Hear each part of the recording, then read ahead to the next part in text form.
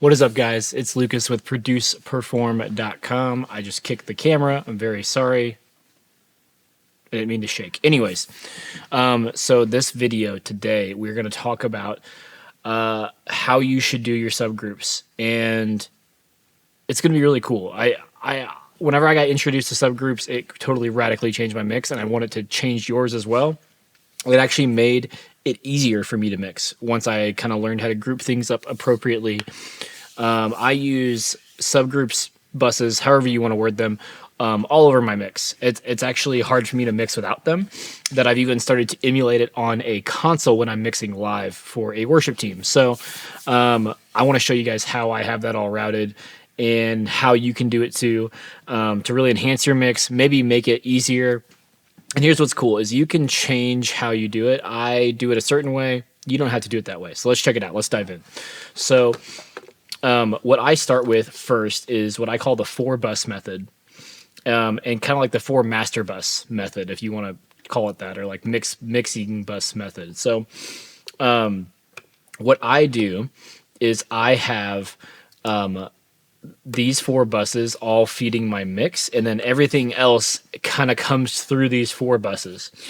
And this is a little bit different from other people, because what I don't like to do is I don't like to have a compressor on my master or my mix bus. I like to have compressors on the individual like subgroups that I've created. So you can see right here, these are the 4 right here.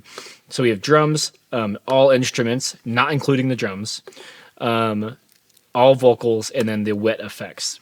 So the reason that I like to split these up differently is because I like to actually process and compress them separately. So like you can see here on the instruments and on the vocals, I have a compressor. And right now I know on the wet effects, I don't have something on there, but what I will do is I will sometimes put a compressor on there or some sort of dynamic EQ that will kind of compress a little bit while the vocal comes out. I haven't really done that for this mix. Sometimes you need it, sometimes you don't. But I like to have all those, and then I can start to do automation on these. So like you can see the drums already have a little bit of automation going on them. And so everything is going to feed these 4 buses, and then these 4 buses, as you can see down here, they're going to feed my mix bus, which is right here, and then my mix bus will feed my master, which just has some limiters on it. Doesn't really have any processing on it other than just making it louder so that we can hear it better. So the reason that I like to do this is because I actually think it provides more glue to my mix, which is very counterintuitive to most people.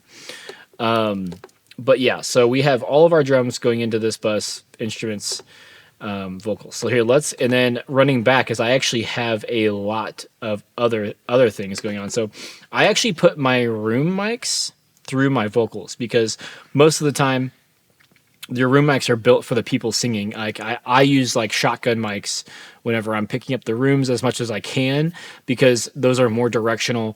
They actually try to pick up singing. And so I actually want to add those into the vocals as well.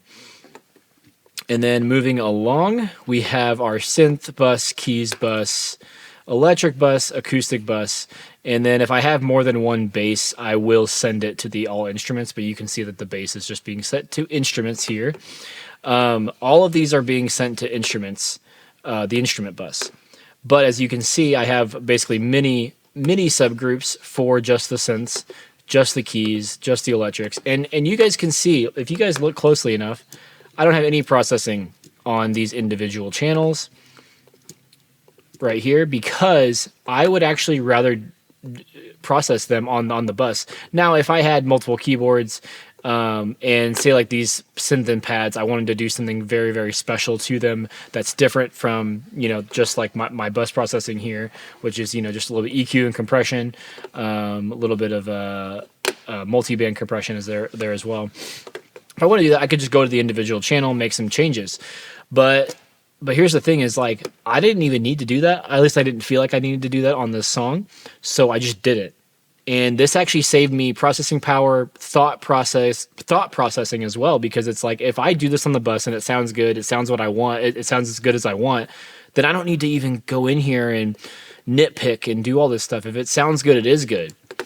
And so that's what I like doing this is I like to actually have these little sub buses because it saves on processing power. Now I don't need to worry about that as much, but I know some people do because it's especially whenever you've got 10 vocals or something.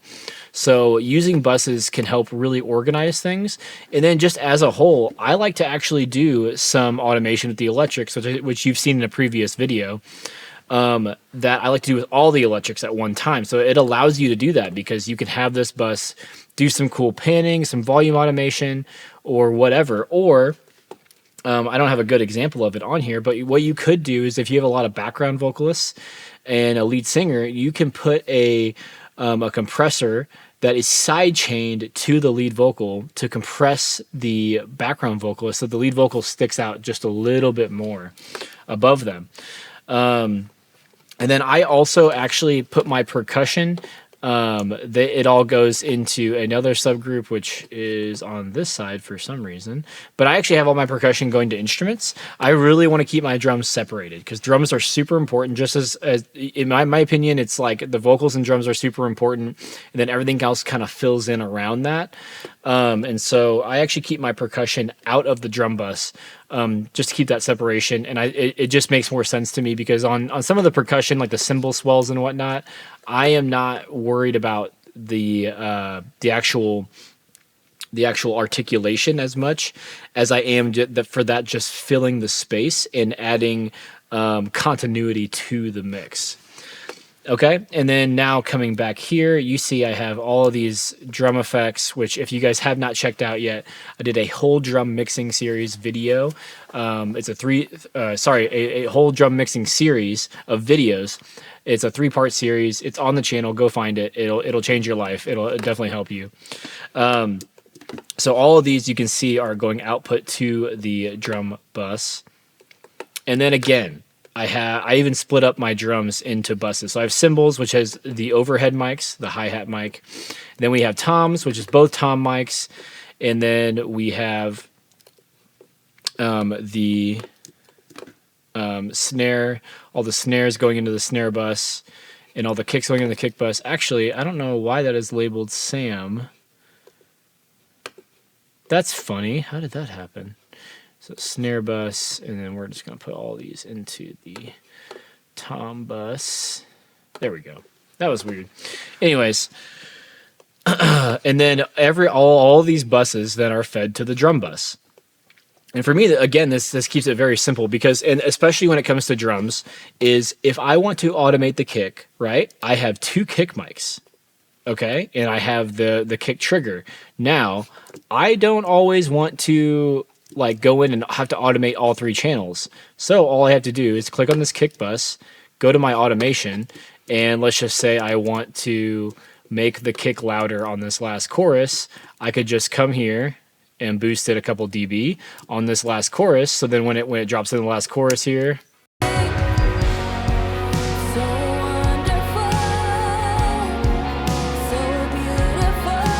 and then same with the snare, same with the toms, the overheads, the cymbals and stuff like that. I don't have to actually go into each individual channel and try to automate it individually. I can automate it as a whole, which saves me time, saves you a lot of time. And again, look, if you guys look at these, like there's no individual processing on these overheads and the hi-hat, which is very unheard of. I don't think a lot of people do that.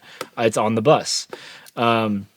Now the toms, I'm a little bit more nitpicky with, when it comes to that kind of stuff. And same with the snare and the kick. I will sit in and do a little bit of EQ and compression. But if it's mic'd up well, if it's exactly how it should sound, I don't need to do a lot of single channel processing, which saves me a ton of time, a ton of headache. And I love mixing like this, because this is similar to how I mix live, is I put things in groups so that when I'm mixing live and I want the drums to hit a bit harder for this chorus, I just boost it a couple dB, or I'm almost feeling that when I'm in the song, I'm like, ooh, let me just push it a little bit, and I can just grab the fader of the entire drums here and just see what that sounds like.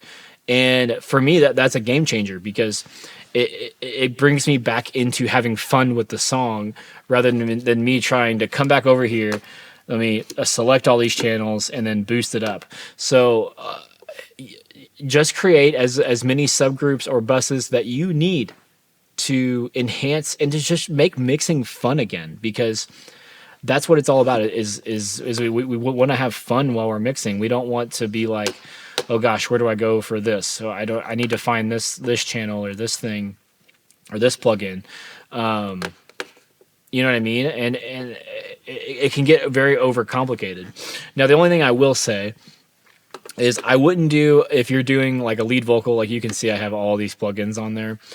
Don't try to do a lot of bus processing for a bunch of lead vocals or anything like that. Do those individually. Get the lead vocal sounding exactly how you want it to within the channel. Background vocalists, depending on how they are and how they're formatted, you can definitely do some bus processing to kind of group them together.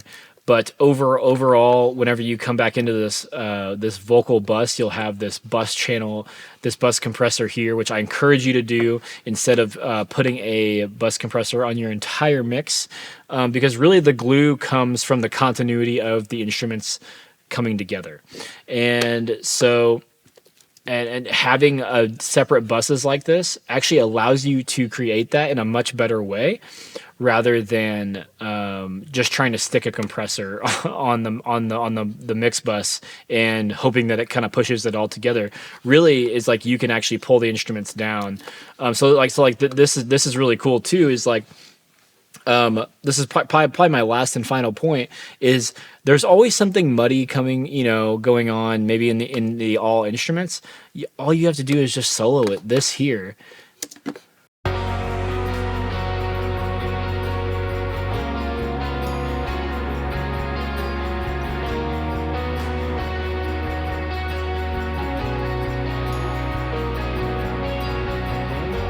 So it's really cool. You can just solo that and be like, oh yeah, okay, this electric guitar is what's muddying that part up, rather than like you have to go hunting. You can just solo it there, or like there's something weird going on with the drums. Well, let me just solo all the drums real quick. And those are really oversaturated. But yeah, if you want to like saturate your drums, you can just throw a little saturator on here and then dial it in.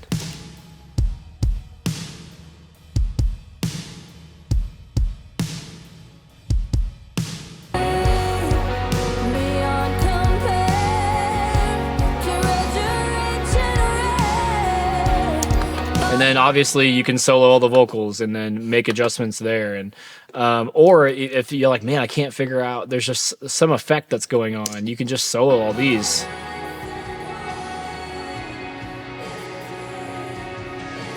Or you can solo the wet effects and be like, is there too much reverb on my drums? Is there too much is there too much room track going into the reverb, and it's creating this really washy sound that I actually don't want. There's so many little things like that you can figure out if you have all the buses set up. That way you can find and eliminate problems and then get back to having the fun of mixing. So that's it for today. Down below is the mixing cheat sheet for mixing live worship recordings. I kicked the camera again. I'm not placing it here again. This is bad. I'm going to keep kicking it. So thank you guys for checking out the video. I post videos every Tuesday at 7 a.m. right now. So I'll see you next week. And I love you. You.